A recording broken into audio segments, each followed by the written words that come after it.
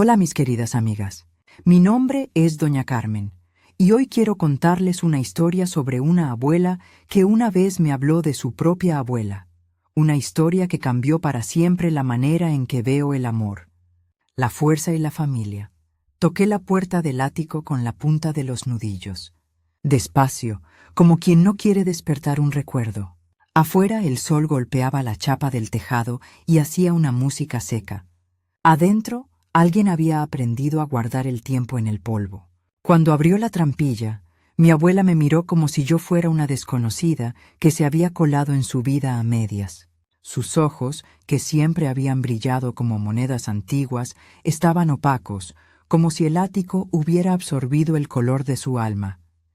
«¿Quién eres?», me preguntó, con la voz rasposa de quien no ha hablado con nadie en mucho tiempo.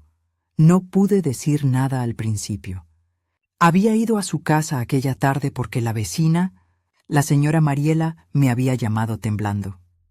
«Doña Carmen, algo pasa en la casa de la vieja Rosa.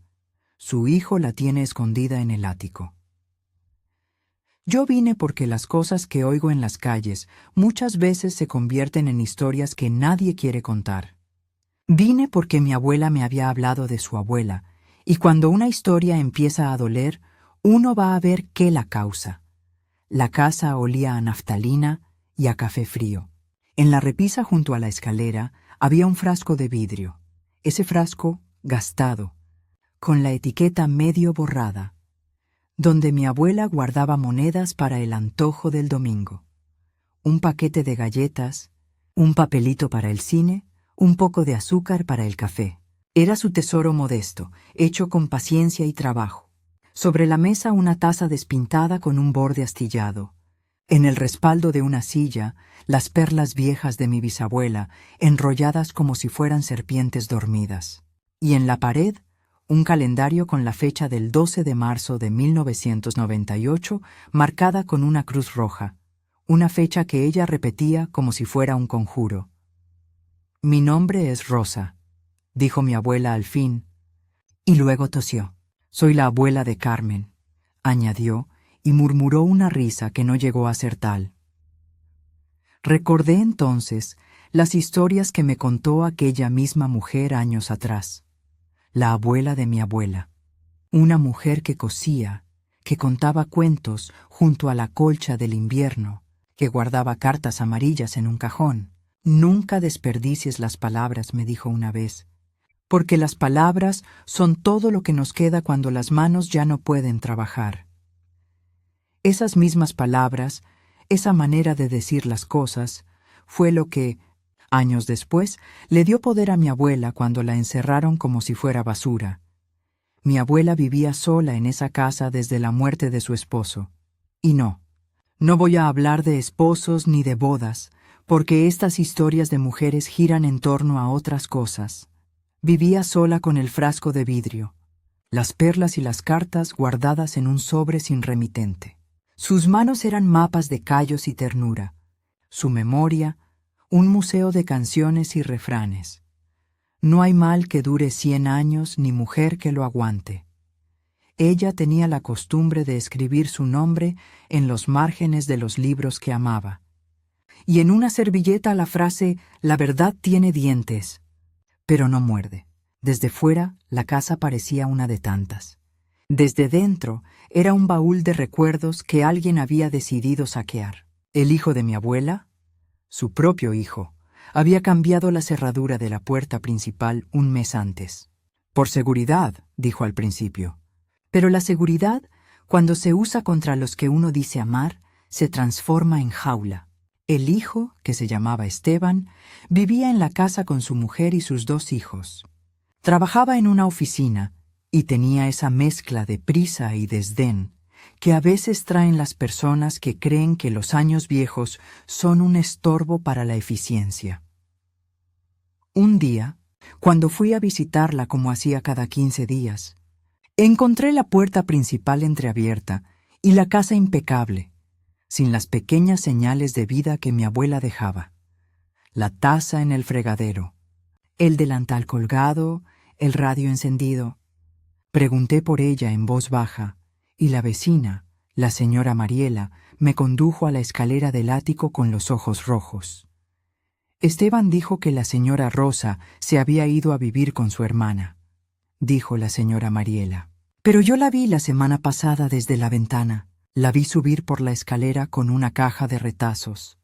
Algo en el alma de una chica de pueblo no perdona la mentira cuando tiene nombre. Subí las escaleras con el corazón en la garganta. La trampilla crujió y la luz del cielo cayó como una lupa sobre su cara. Ella me miró con acusación y agradecimiento a la vez. Esa mezcla rara que solo tienen las personas que han sufrido traición y, sin embargo, no han perdido el gesto de ternura. No vine a buscar pelea, le dije, y me senté en el borde de la cama que olía a lavanda vieja y a maderas dormidas.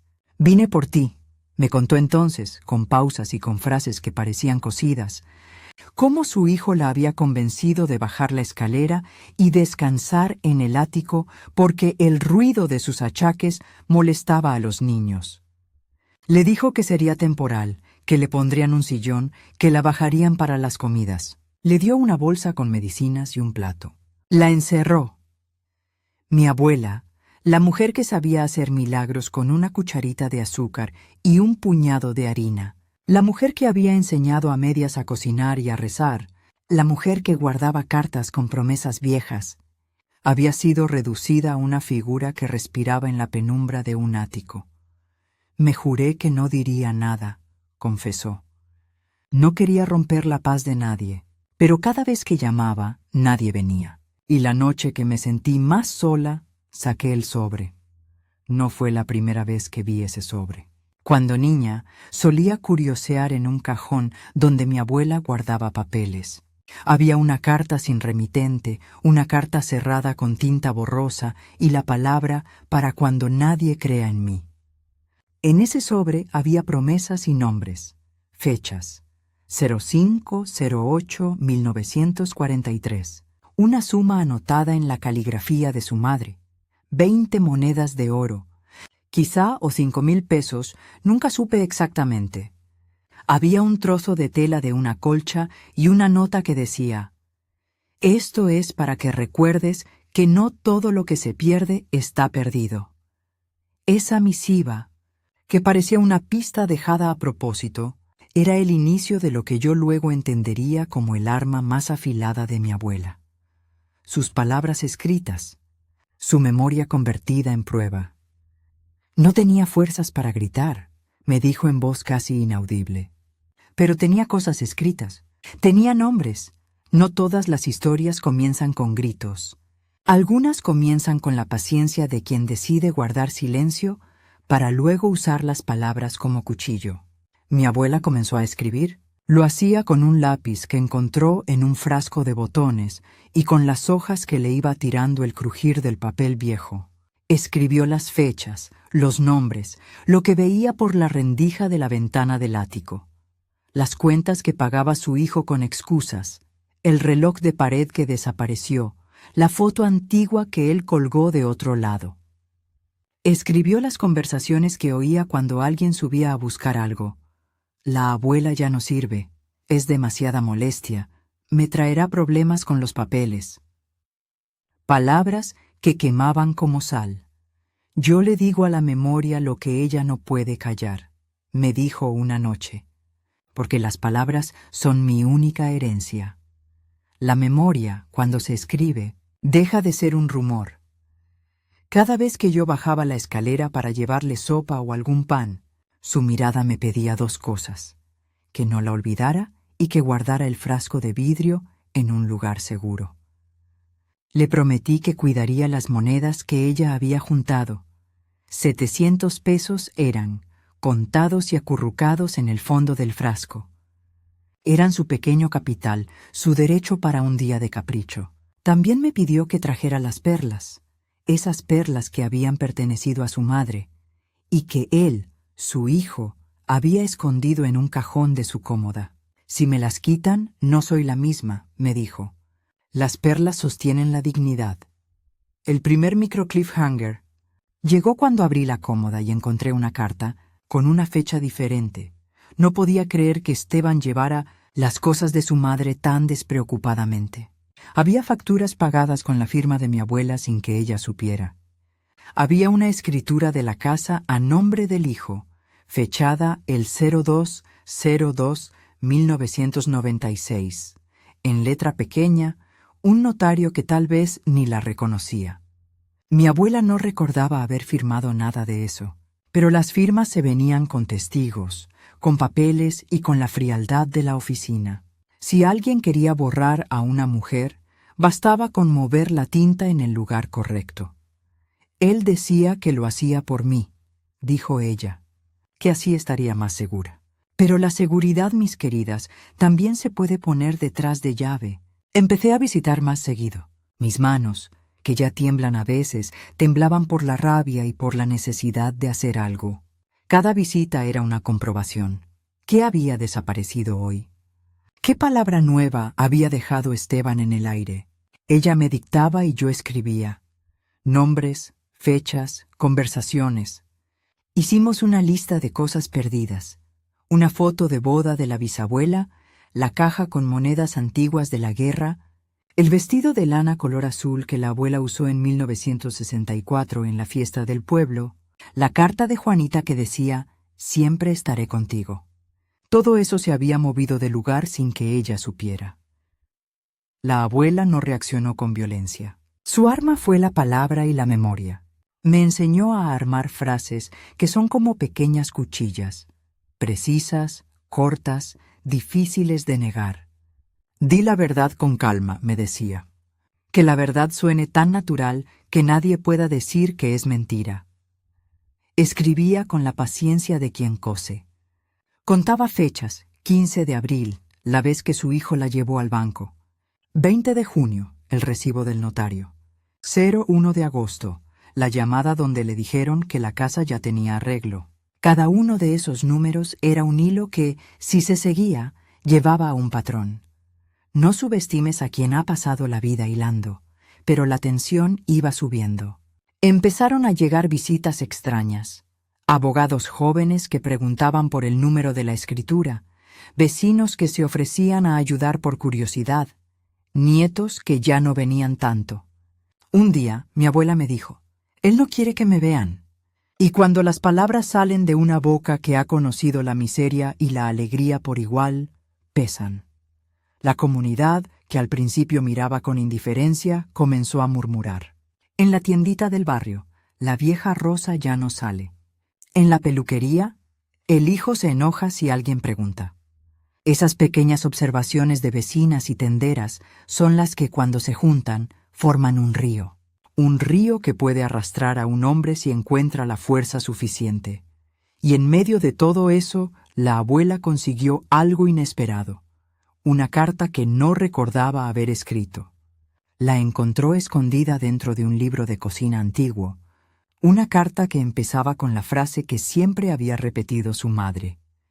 Si alguna vez me faltan las fuerzas, recuerda que mi nombre es testigo. La carta hablaba de un pacto entre mujeres, de promesas hechas antes de la guerra, de una servidumbre que se negaba a aceptar el olvido. En esa carta había nombres de vecinos, fechas de préstamos devueltos y los montos exactos. 2.500 pesos que mi bisabuela había prestado a un comerciante en 1952. Una nota que decía, si esto vuelve a mi familia, será para la mujer que lo merezca. Era una lista minuciosa de favores, de deudas saldadas y de cuentas que, si se revisaban, mostraban que la familia de mi abuela nunca había sido pobre como la pintaban. Otra línea. Corto. No lo dejaré pasar. El plan no era claro aún. Lo que sí estaba claro era que las palabras ya no eran solo memoria. Eran pruebas. Y las pruebas, cuando se ponen en público, pueden cambiar el relato de quién es la víctima y quién el verdugo. Una vocecita detrás de la pared. Un papel que se deslizó fuera del cajón. Una fecha que apareció en la orilla de una letra. Cada incidente añadía arena a la torre de tensión. Esteban notó que algo no iba bien.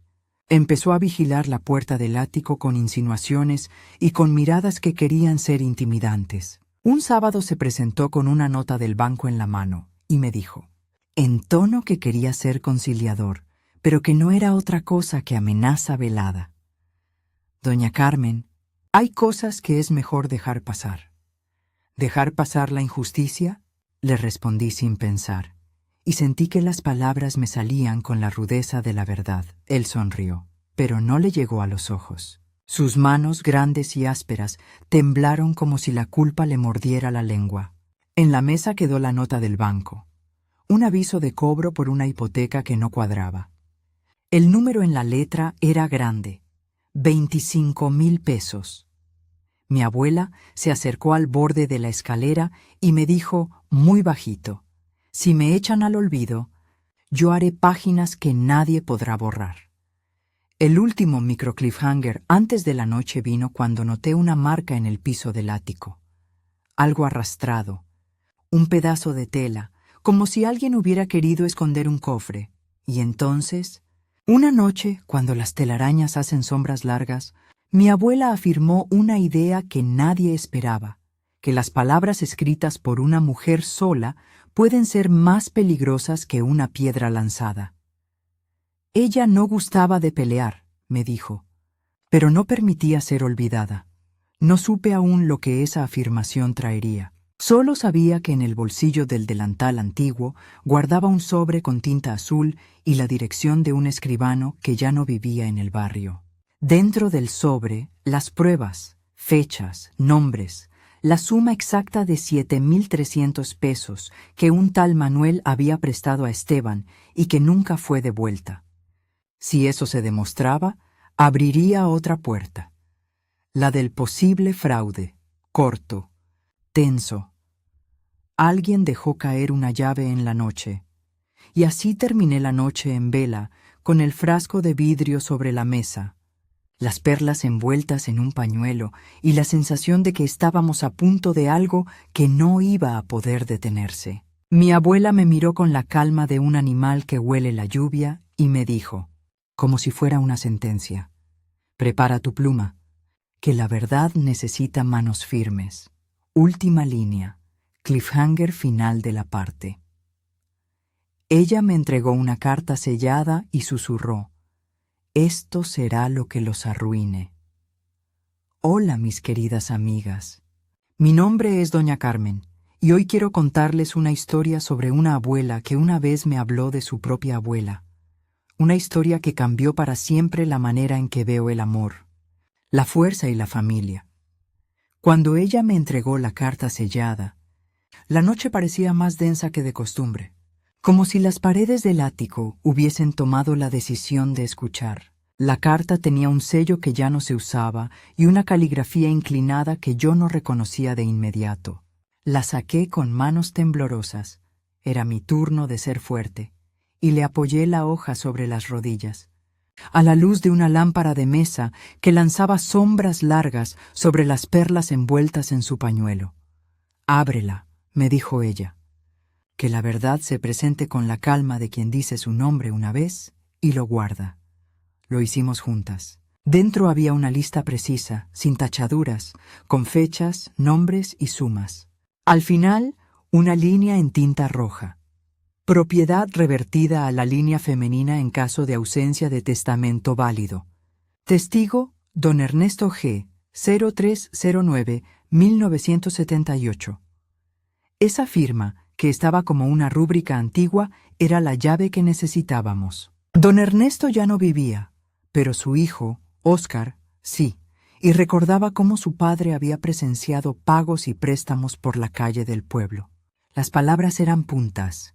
Si las clavabas en el lugar justo, sangraban la verdad. La mañana siguiente amaneció con olor a pan y café en la cocina de mi casa. Hicimos lo que siempre hacen las mujeres que saben de paciencia y coraje. Nos organizamos. Llamé a la señora Mariela para que vigilara a los niños de la cuadra si hacía falta. Saqué el frasco de vidrio donde mi abuela guardaba sus 700 pesos y conté cada moneda delante de ella para que supiera que nadie la robaría otra vez. Fui al archivo municipal con el sobre bajo el brazo, sintiendo el peso de cada fecha. No podemos entrar gritando al puesto del notario, me dijo mi abuela mientras me ataba el delantal. Tenemos que hacerlo con las palabras bien dichas y con testigos. Hicimos una lista de personas que podían ayudar. Óscar, el hijo del notario. La señora Juana, que hacía cuentas en la tienda desde 1960. El cura que sabía de las promesas de la abuela porque la había confesado cuando falleció su marido. Y una sobrina lejana que trabajaba en el registro público y que todavía recordaba las iniciales de cierta escritura. Reunir testigos era reunir una red de voces que dijeran la misma verdad. Una verdad pronunciada por muchos suena como un trueno, y al trueno nadie lo hace callar con excusas. En el camino al registro, pasé por la casa de Esteban. Estaba en la puerta, con una camisa arrugada y expresión que pretendía despreocupación. Cuando me vio, sus ojos se estrecharon. ¿Otra vez por la abuela?, dijo. Mira, doña Carmen, esto traerá problemas para todos. Es mejor no revolver cosas viejas. Su mano acariciaba la cadena de oro que llevaba al cuello. Sus hijos jugaban en el porche y miraban distraídos. Todo en esa escena era calculado para mostrar normalidad. Pero la normalidad muchas veces es la máscara de la vergüenza. No importa si trae problemas, le respondí. Lo que no puede es traer olvido. Él rió de una manera que no alcanzó para disimular su nerviosismo y me ofreció una solución que olía a cajón. Si pagas un abogado, hacemos las cosas de forma civilizada. Le miré la nota del banco que había traído encima de la mesa la última vez, 25,000 pesos de hipoteca, sin explicación. Si hubiera habido un pago real, tendría un documento. Pero los documentos, cuando son fríos, siempre muestran lo que las palabras intentan esconder. Mi abuela empezó a dar entrevistas pequeñas, no a la prensa, claro, sino a personas del barrio. Iba con la servilleta donde había escrito la frase de su madre. La verdad tiene dientes, pero no muerde. Las mujeres la escuchaban sentadas en las veredas, con la pelota de los nietos rodando a los pies. Pronto, las conversaciones que antes se apagaban en la cocina comenzaron a circular por la plaza. Un rumor bien alimentado puede convertirse en evidencia cuando se sostiene con nombres y papeles. Un día, en la oficina del registro, la empleada que me atendió, doña Carmen, coincidencia de nombres, me miró con sorpresa cuando saqué el sobre. Hizo una mueca que sabía a años de papeles amontonados y me dijo: «Esa escritura, la de 02/02/1996, tiene sello falso. La firma de su abuela no corresponde». Mis manos casi dejaron caer la hoja. Fue una confirmación que olía a triunfo. Si la escritura era falsa, entonces había fraude. «¿Quién puede ayudarnos a probarlo?», pregunté, y mi voz sonó pequeña en esa sala de pared gris. «El hijo del notario puede dar fe de la firma original», dijo la empleada. «Además, el comprobante bancario que pidió Esteban está incompleto. Hay cobros sin recibo». La información era como agua que encuentra la grieta. Se mete y empieza a abrirla. Salimos con una copia certificada y una lista de nombres. Compramos una botella de tinta y una libreta. Porque las palabras, para ser usadas como armas, hay que ponerlas en limpio. Moral breve. La verdad se perfecciona cuando la escribes 2 veces. Volvimos al barrio con la luz tibia de la tarde. La abuela repasó cada nombre, cada fecha, con la paciencia de quien cose un vestido para la última fiesta. Me habló de su madre, de la promesa de 1952 y de la suma de 2,500 pesos que había prestado a un comerciante. Era dinero que, si volvía, demostraría que su familia tuvo recursos y dignidad mucho antes de que alguien viniera a decir lo contrario. Si las deudas estaban anotadas, si los pagos aparecían, la narrativa de vieja inútil que su hijo vendía no iba a sobrevivir. Hicimos lo que en la jerga de las mujeres antiguas llamamos tejer la verdad, juntar papeles, nombres, facturas, recibos y voces que corroboraran cada línea. Leímos cartas antiguas que hablaban de la colcha, del vestido azul y de una promesa escrita a mano que decía: si alguna vez me faltan las fuerzas, busquen mi nombre en las cosas que dejé. Esa fue nuestra guía. Los contratiempos no tardaron. Esteban, al notar que la cosa se movía, empezó a poner trabas. Una mañana, cuando fui a su casa a hablar, me encontré con las puertas cerradas y un letrero en la ventana: propiedad en proceso. Llamé al portero del edificio y me dijo que habían cambiado las cerraduras. El corazón me dio un vuelco. La inercia del miedo quiso apoderarse de mí. Pero la abuela me miró y me dijo con la voz firme: si nos cierran la puerta, abriremos ventanas. No sea imprudente, me dijo una vecina. Ese hombre tiene contactos, te puede demandar por difamación. La amenaza sonó como fría cuerda, pero la abuela recitó una frase que me dejó sin palabras. Antes de callar por miedo, averigüemos el precio del silencio. Y eso hicimos. Buscamos al notario viejo. Hablamos con Óscar, su hijo, quien al principio negó saber algo. Finalmente accedió a vernos en su casa.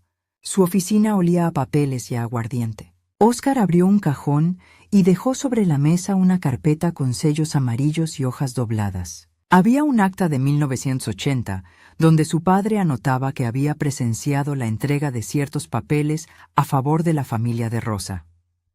Óscar se quedó callado, mirando la lámpara. Mi padre respetaba las promesas, dijo Óscar. Eso está en mi memoria. Su memoria salió como testigo. Con su testimonio y la carta sellada que mi abuela había encontrado en el libro de cocina, armamos un caso que no cabía en las manos de una sola mujer. Necesitábamos otra cosa: la opinión pública. La abuela decidió escribir una carta abierta al vecindario. No fue una carta agresiva, fue un recuerdo. Contaba la historia de su madre que prestó 2.500 pesos en 1952, los nombres, las fechas del pequeño préstamo y cómo se había guardado un recibo. Al final, pidió que quien supiera algo se acercara al templo el domingo.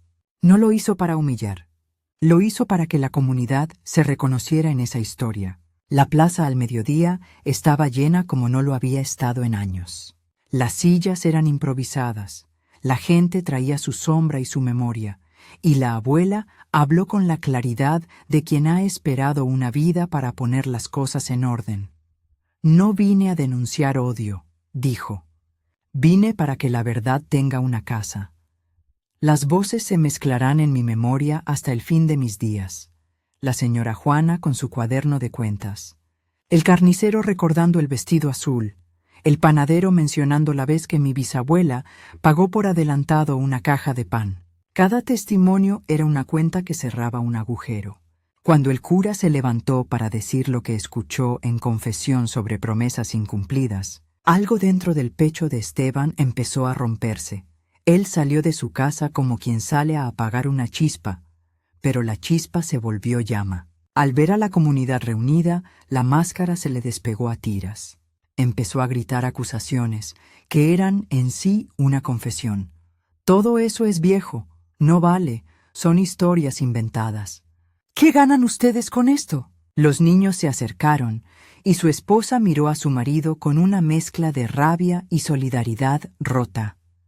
«¡Cállate!», gritó una vecina, y fue una palabra que tuvo la dureza de una piedra. La tensión alcanzó un punto que hizo que mi abuela respirara con dificultad por un instante. No por el temor, sino por la presión de ver cómo lo que había sido suyo convertido en acusación pública. Ella se aferró a la libreta donde tenía las fechas y dijo con voz firme: «Tengo pruebas, fechas, nombres, un testigo que cree en la memoria». La gente se inclinó hacia adelante como si fuera un cuento que no querían perder. «Mire», dijo Óscar, «mi padre dejó constancia. ¿Y el banco?» «El banco tiene registros incompletos. Hay un recibo suyo, doña Rosa, del 12 de marzo de 1998. Aquí está». Sacar ese recibo fue como sacar una daga. Mostraba un pago pequeño, pero que contradice la narrativa del hijo.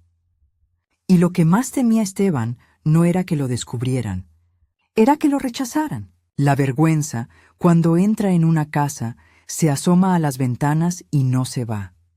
La tormenta que culminó en el clímax fue silenciosa antes de estallar. Esa noche, Esteban reunió a un puñado de vecinos afines y planeó desacreditar a la abuela con rumores viejos y medias verdades. Pensó que silencios y amenazas podrían sepultar la verdad. Pero no contaba con dos cosas: la fuerza de la comunidad y un testigo inesperado, la empleada del registro, doña Carmen, quien había reconocido la falsedad de la firma. Ella accedió a dar su nombre en público. «No temo a sus consecuencias», dijo doña Carmen en la plaza. «Dije lo que vi. La firma no corresponde con la de su abuela». Esa frase detonó la primera explosión. El murmullo se transformó en clamor. Esteban, al ver la avalancha, perdió la compostura. Empezó a señalar a la abuela y a decir que estaba loca, que su memoria le jugaba malas pasadas, que inventaba cosas para llamar la atención. Los viejos trucos del que quiere confundir y ganar tiempo. Mi abuela se levantó con la calma de quien pone la mesa para la última comida. Caminó hacia la casa de Esteban con la libreta en la mano y la carta sellada en el bolsillo del delantal. Llamó a la puerta con la serenidad de quien no espera permiso para existir. Un silencio pesado cayó. Los niños miraban desde detrás de la reja, como quien mira una novela que habla de suma injusticia. «Esteban», dijo ella tan claro que hasta el perro dejó de ladrar. «¿No te da vergüenza esconder a tu madre en un ático? ¿No te da vergüenza afirmar lo que no es tuyo?» La pregunta fue una piedra lanzada a un estanque turbio. Las ondas salieron y no volvieron. En ese instante, algo sucedió dentro del hombre. Una rabia que no era la del hombre fuerte, sino la de alguien que se siente descubierto. Se acercó hacia ella con pasos cortos. Estaba a punto de tocarla cuando Óscar intercedió. «Basta», dijo Óscar. «No es así. Tenemos que arreglar esto en las autoridades». La autoridad asoma como un faro, pero faro no es ley. Fue entonces cuando mi abuela sacó la carta que había encontrado en el libro de cocina y la puso sobre la mesa. La abrió y con voz que proyectó cada palabra como una campana, empezó a leer las anotaciones. 2.500 pesos, prestados a Manuel, devueltos el 12/05/1954. Registro en tienda Juana. Testigo, don Ernesto. Al escuchar cada nombre, una vieja mujer en el público levantó la mano y dijo: «Yo soy Juana, tengo el cuaderno». Y sacó un cuaderno gastado con una hoja donde constaba el pago. La plaza quedó en silencio absoluto. Las palabras escritas conectaron con las voces vivas. La evidencia, cuando se junta, no necesita adornos, se muestra y punto. Esteban palideció. Su mujer empezó a murmurar disculpas a medias. Sus hijos, que miraban boquiabiertos, se cubrieron el rostro con la manga. La culminación del enfrentamiento llegó como un trueno seco. Alguien en la multitud, un sobrino de la familia, trajo consigo una fotografía antigua donde se veía a mi abuela joven con la colcha que describíamos. Detrás, en letra pequeña, se veía una nota. Devolución. Recibí 2.500 pesos. Fecha: 12/05/1954. Firma: Manuel R. La fotografía era prueba indirecta pero contundente. El tiempo había elegido testigos en papel y en imagen. En ese instante, Esteban hizo algo que jamás imaginé. Sacó una hoja de papel, la arrugó y la golpeó contra la mesa. Era un aviso de desalojo que había preparado a su favor, con fecha reciente, intentando usar la hipoteca como carta final. Pero la palabra falso, pronunciada por doña Carmen en voz alta, fue la sentencia que lo dejó sin truco. «No hay hipoteca válida cuando la firma está en duda», dijo el cura. «Y la comunidad no permite que se robe lo que pertenece a un hogar». el lecho del clímax, se formó con la mezcla de documentos, testimonios y el peso de una comunidad que ya no quería proteger una injusticia. Mientras la gente conversaba, un vecino, el señor Rogelio, que tenía memoria de contable, sugirió llevar todo al juzgado local. Decían que las palabras debían transformarse en procedimientos, que la justicia tenía papeleo y que el pueblo, aunque lento, era un juez cuando se le presentaban pruebas. Mi abuela, que había esperado una vida entera para este día, miró a su hijo con una mezcla extraña de dolor y triunfo. No hubo gritos grandilocuentes ni escenas teatrales. Hubo, en cambio, la calma de quien ha puesto las cuentas claras. Ella habló despacio. No vine a dejar ruinas ni ganas de venganza. Vine a que se conozca la verdad. Y con esa frase, la gente la aclamó con una ovación pequeña y tibia, como quien no quiere herir a quien ya ha sufrido. Pero el clímax no se quedó solo en la plaza. La noche llegó, y con ella un paquete que nadie esperaba. Una carta anónima deslizada bajo la puerta de la casa de la abuela. En el papel había una frase: «No todo está limpio. Revísenlo todo». Mis manos sintieron un escalofrío. La carta era una advertencia, y las advertencias son semillas de miedo. Alguien nos observa desde adentro. Al día siguiente, fuimos al juzgado con una carpeta llena de pruebas. El juez nos escuchó, y a regañadientes, porque los jueces también tienen sus días, ordenó una pericia sobre la firma. Eso significaba esperar, mientras las cosas buenas y las malas se pelaban con paciencia. La pericia podía tardar semanas. La tensión, en cambio, se devoraba los minutos. Un mediodía, mientras la abuela y yo tomábamos café en la vereda, llegó la noticia. La pericia preliminar decía que la firma de la escritura correspondía a otra persona. El aire se nos hizo más claro. Era la confirmación científica de lo que nuestras voces sostenían. Pero la victoria estaba lejos de ser completa. Esteban contrató a un abogado que empezó a poner trampas legales. Demandas, avisos de difamación, amenazas de demandas civiles. La maquinaria del poder se activa cuando se siente bajo ataque. Ellos tienen dinero, me dijo la abuela, pero no tienen memoria. Otra micro cliffhanger. El abogado trajo una copia que demostraba otra verdad. El abogado presentó una copia de la escritura, con un sello de una delegación que decía que todo estaba en regla. Era, claro, una copia distinta de la que encontramos en el registro. La diferencia era pequeña, una letra curva de más, una gota de tinta que no coincidía. No obstante, para manipular la justicia, el dinero compra pericias y testimonios. Nos encontramos otra vez en la plaza, con la gente preguntando y juzgando con ojos a veces justos, a veces temerosos. Fue entonces cuando la abuela hizo algo que no esperaba ni su madre ni sus amigas. Empezó a contar la historia de su abuela, la mujer que le enseñó a no callar la mentira. Habló de la colcha, de las perlas, de la frase «La verdad tiene dientes pero no muerde». Mientras hablaba, la gente escuchaba como si fuera una canción lenta. Las palabras de la abuela miraban a otro tiempo, y en ese mirar exponían la mezquindad del que quería apropiarse de recuerdos. El punto de quiebre llegó en una audiencia improvisada en la iglesia, donde se juntaron testimonios y se buscó un remedio comunitario. Allí, Oscar se separó de su hermano y dijo algo que nadie esperaba. Mi padre protegió promesas. No puedo ver cómo se destruye lo que mi padre respetó. Su separación de Esteban fue simbólica y dolorosa. Eso desmoronó la estructura de poder que el hijo había construido. Al final de esa audiencia, la abuela me entregó la libreta donde había anotado cada paso, cada palabra que había escuchado desde el ático.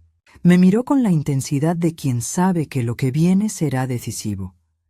«Esto puede ser la última carta», murmuró, «pero si lo es, quiero que la guardes».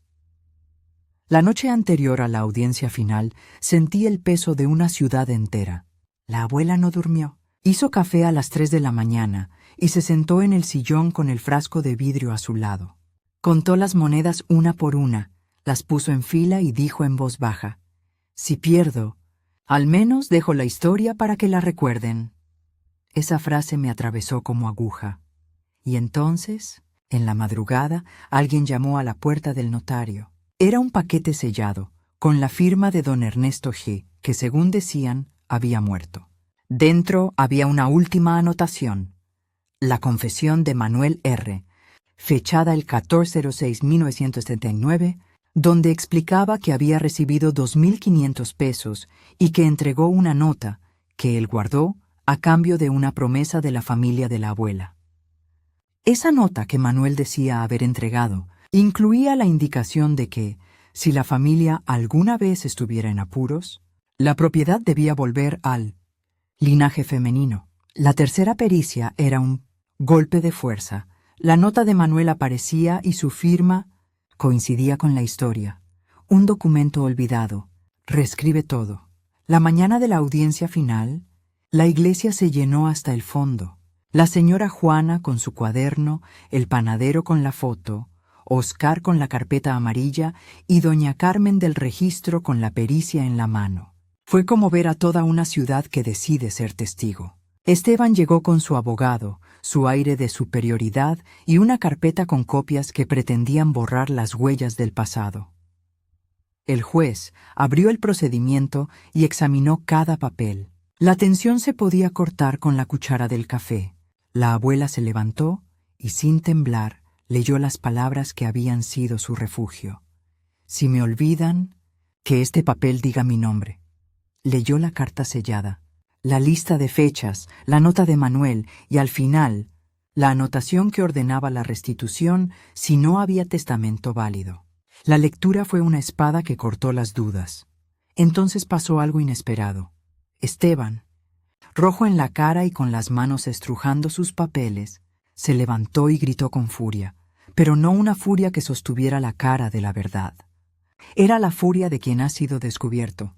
Dejando caer su carpeta, dejó ver un recibo viejo, doblado, donde él había recibido un pago de parte de Manuel R. hace años. Pero el recibo era distinto del que publicábamos, y la diferencia dejaba entrever un negocio oscuro. La sala contuvo el aliento. El juez golpeó el mazo y pidió calma, pero el ruido ya estaba hecho.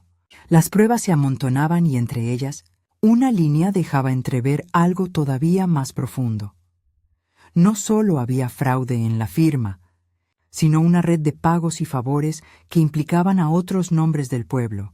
Y entonces, en el momento más tenso, llegó un mensajero con una nota para el juez.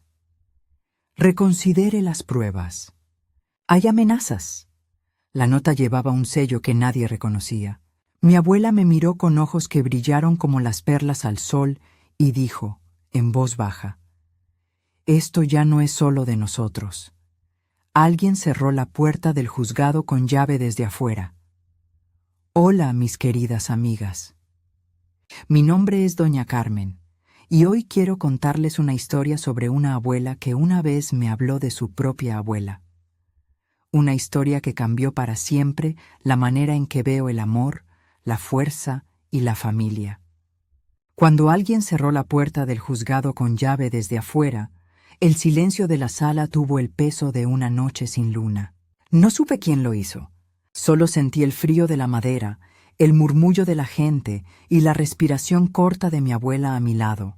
Las luces parecían más claras, como si el aire mismo hubiera decidido contemplar cada papel antes de juzgar. El juez pidió calma. Alguien habló de amenazas. Otro sugirió llamar a la policía. Fuera, la ciudad no dormía. Dentro, las pruebas esperaban su turno como testigos impacientes. Recordé entonces la frase que mi abuela llevaba en el bolsillo: «La verdad tiene dientes, pero no muerde». Sonreí con esa ternura amarga que nos da la experiencia y la llevé hacia adelante como quien empuja una puerta. La puerta de la memoria, que siempre se abre si la empujas con paciencia. «No permitamos que nos asusten», dije, y mi voz sonó como la de una mujer que ha guardado invierno y verano. Las palabras ya están ahí, en papel y en gente. No dejan de existir porque alguien las quiera apagar. Alguien dejó una nota bajo la mesa. La nota decía: si continúan, habrá consecuencias. Era anónima, temblorosa, con tinta corridita por la humedad. No nos detuvo. Tengo la sensación, mis queridas, de que las amenazas son siempre el último recurso de quien sabe que ha perdido la batalla moral. Quien debe apoyarse en el miedo ya no tiene verdad que sostenga su relato. Esa tarde llamé a la joven abogada que había conocido en el tribunal de vecinos. Se llamaba Mariana. Era de voz segura y fibra limpia, y trabajaba, a veces, pro bono para los que no podían pagar. Ella vino con una carpeta llena de argumentos y con una idea que me gustó enseguida: llevar cada prueba, cada testimonio, al registro notarial y al Banco Central. Dejar que las máquinas y los especialistas hablaran. No es que no confiara en la palabra humana. La palabra fue nuestro motor. Pero cuando la maquinaria social acusa, es preciso mostrar también el metal que lo sostiene. Cuando la voz se une a la ley, la injusticia tambalea. El abogado de Esteban vino con papeles nuevos, facturas antiguas, recibos recuperados, un certificado notarial con un sello brillante. Intentaron llenar el aire de papeles y que el ruido ahogara la verdad. Pero entonces ocurrió algo que no esperábamos. El contador de Esteban, un hombre menudo llamado Alfredo, tuvo un despertar de conciencia. A veces la verdad tiene la forma de la culpabilidad que ya no cabe en el pecho. Alfredo nos buscó en la puerta de su tienda de fotocopias con los ojos enrojecidos y ofreció todo lo que tenía: hojas contables, anotaciones, fechas. Dijo que había maquillado libros por orden de su jefe, pero que ya no podía seguir. Trajo un USB con comprobantes de transferencias por 7,300 pesos y notas internas que mencionaban la Operación Ático en lenguaje burocrático. No vine a ser héroe, me dijo en voz baja. Vine a no ser cómplice. Ese pequeño acto fue una punta que desató otras. Mariana presentó el material en la audiencia y pidió una medida cautelar: retener los bienes mientras se investigaba. El juez, aunque cansado, accedió. La gravedad de las pruebas, falsificación de firma, documentación bancaria inconsistente, testigos, requería prudencia. Pocos días después, la policía allanó la casa y encontró cosas que nadie esperaba. La caja de monedas antiguas que ella creía perdida, la foto de 1964 con la colcha en la que mi abuela cosía, y, como si el destino quisiera dar un final simbólico, las perlas envueltas en un pañuelo en un cajón que Esteban había jurado no recordar. El eco de las perlas al caer en la mesa hizo un ruido que nunca olvidaré. Sonaron como campanitas de confesión. Mi abuela las sostuvo con manos que temblaban, no de miedo sino de victoria serena. Las cadenas de su dignidad volvieron a su cuello, y por un instante la tiempo pareció inclinarse para reconocerla. Las perlas recuerdan, murmuró. Y yo me recuerdo. Alguien rompió el vidrio del viejo marco. Con las pruebas en la mesa, la maquinaria judicial dejó de ser un rumor y se tornó proceso. Imputaciones por falsificación, por estafa, por vulneración de persona mayor. Esteban, que había caminado con la arrogancia de quien piensa que el mundo le debe, empezó a mostrar grietas, llamadas de proveedores preguntando por los pagos, un aviso del banco sobre la hipoteca dudosa y la lenta desintegración de su reputación en el barrio.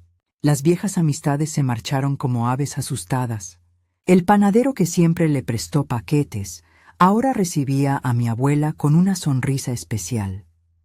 Pero la lección más grande no fue la legal.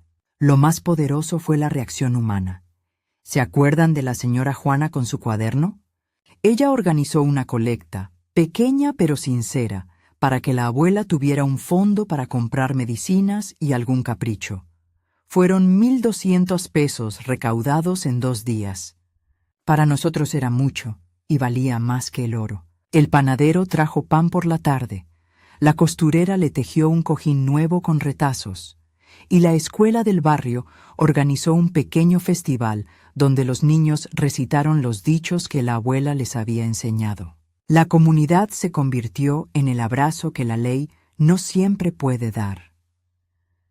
La justicia es mejor cuando la sostienen muchas manos.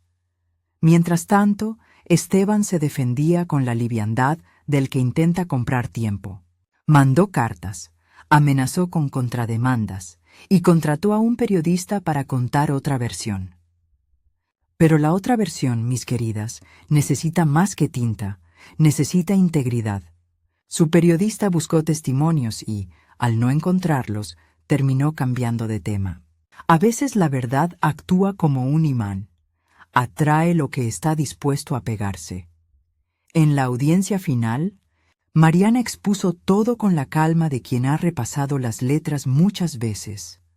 La nota de Manuel R., fechada el 14/06/1979, la pericia que descubrió la falsedad de la firma de 02/02/1996, los comprobantes de transferencia por 7,300 pesos, y el testimonio del contador Alfredo, que explicó la operación con números y fechas. El juez escuchó, levantó la vista y dijo algo que nos congeló. Se ha producido no solo un acto de fraude patrimonial, sino una agresión contra una persona mayor. La palabra agresión cayó con sentido jurídico y moral. La sentencia no fue inmediata. La ley, como la paciencia, se toma su tiempo. Pero hubo medidas claras. Restitución provisional de la vivienda a favor de la línea femenina. La prohibición para Esteban de administrar bienes mientras durara la investigación. Y una orden para que las perlas y los objetos personales fueran devueltos y catalogados como patrimonio familiar. Además, se abrió una causa penal por falsificación y estafa. En otras palabras, la comunidad ya no tendría que llorar en la vereda sola. La ley la reconocía. Un sobre con polvo llegó al juzgado. En el sobre había una carta de disculpa firmada por alguien inesperado, la esposa de Manuel R., ya muy anciana, quien contaba cómo su marido había intentado arreglar cosas a su manera y que la nota que guardó era precisamente la de devolución. En esa carta, con la escritura temblorosa de los años, pedía que la propiedad volviera a las manos de las mujeres que la cuidan. Esa voz de otra época actuó como remate de una historia que había circulado por generaciones. Mientras se resolvían los papeles, la vida seguía. Mi abuela volvió a su casa, no al ático sino a la sala, con una manta nueva sobre las piernas y la taza despintada en la mesa. Se sentaba a coser, a veces a llorar y otras a reír sin ruido. Me contó que aquella noche en que la dejaron en el ático, rezó, no por venganza, sino por la memoria de su madre y su abuela. Si me quitan la voz, me dijo, la escribiré. Y la escribió.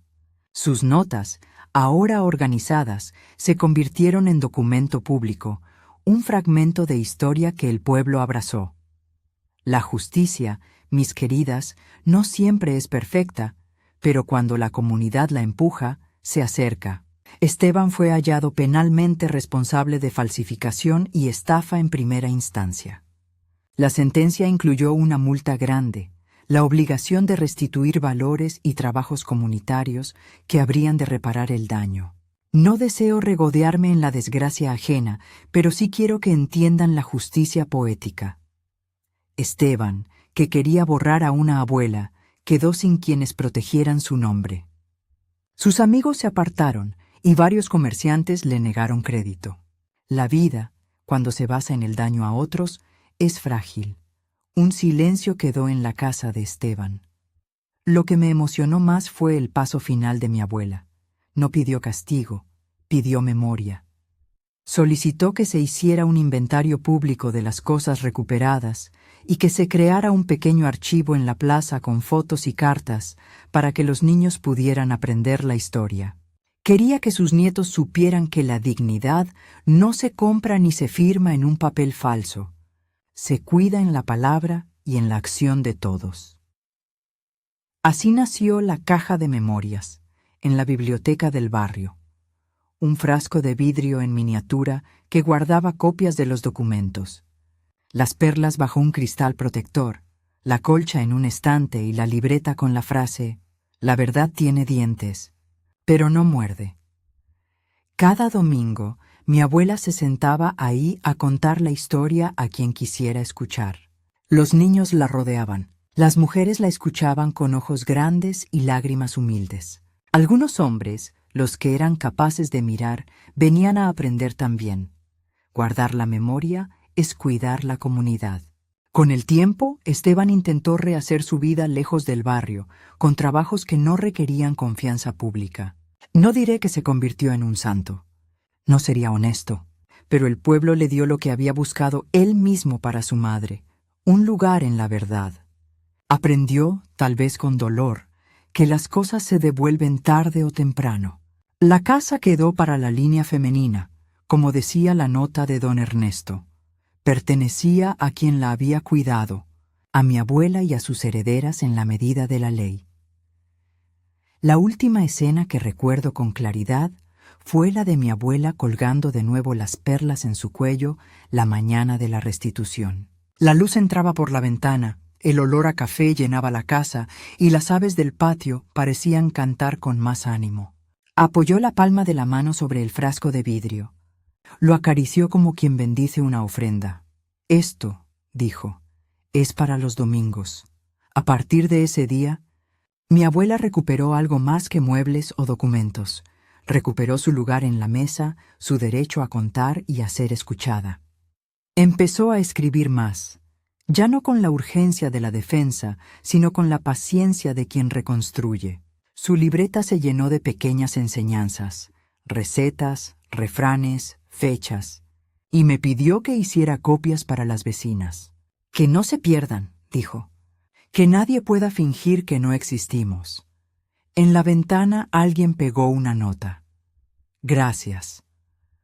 Cuando pienso en todo esto, mis manos recuerdan el frasco de vidrio que tintineaba con 700 pesos. La suma no era la que cambió la historia, pero sí el símbolo. Un ahorro hecho con sacrificio que representaba autonomía. Pienso en las perlas, frías y brillantes, que recordaban la dignidad de generaciones. Pienso en la carta de Manuel, con su letra temblorosa, confirmando que las promesas antiguas a veces guardan justicia para después.